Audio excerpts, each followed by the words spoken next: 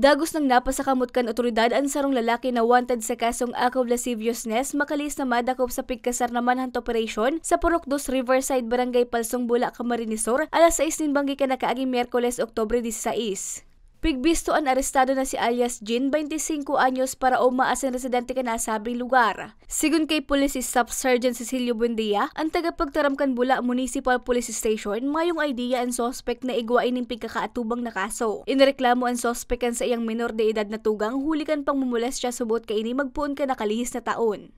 Sa akusado po, kang last December po last year, nakomiter po ang krimen kung saan po sabi nga niya, tugang naman lang po ang binubuhay na tayo, sabi niya po.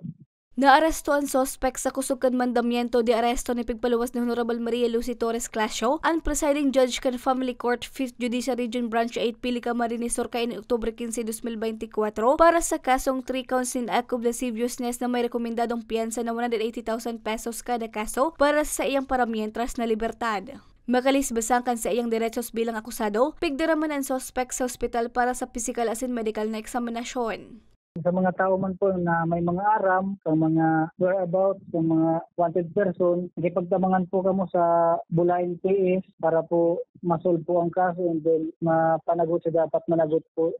Sa presente, nasa custodial facility kan Bula MPS ang sospek para sa magkakanikong disposisyon as in dokumentasyon. Para sa mga baratang tatak Bicol, Regine Boy.